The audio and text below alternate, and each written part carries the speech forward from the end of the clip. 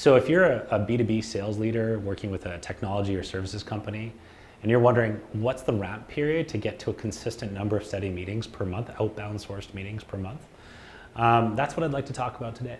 What you can typically expect is that after about month 3, month 4, you should be at about 10 plus qualified sales meetings a month, whether you hire an internal resource or whether you work with an outsourced agency.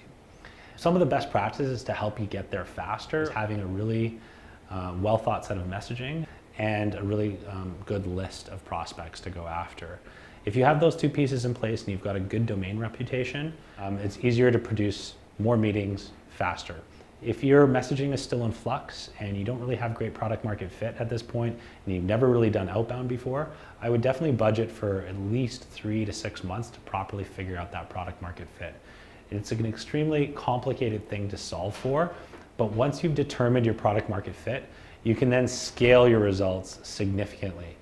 So that's really just being aware of where you're at as an organization and how mature your messaging is in relative to the audience that you're going after. It's important to begin with the end in mind. And if your goal is to generate consistently 10 plus sales meetings a month, you want to have the right systems in place. You want to make sure that your domain health is there. You want to make sure that you have a consistent data sourcing strategy and a set of campaigns and messaging that can go after those list of prospects effectively. And typically what we see from a timelines standpoint is month 1 is all about systems development.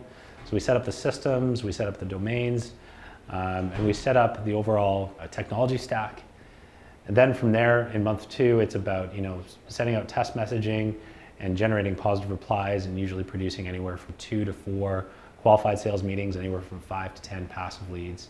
Month 3 is where we produce anywhere between 5 to 10 qualified sales meetings, anywhere from 20 to 40 passive leads.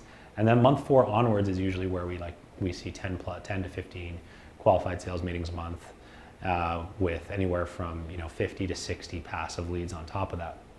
And so when planning out your campaigns, you can certainly achieve results faster if you have product market fit. If you don't have product market fit, budget for more time to do more testing. Because the last thing you want to do is take a list of prospects and expose them to a set of messaging that doesn't resonate with them. You're just going to be wasting those prospects, and you want to make sure that you're aware of the addressable market size that you're going after. So if you'd like to chat about this more, feel free to reach out or leave a comment below.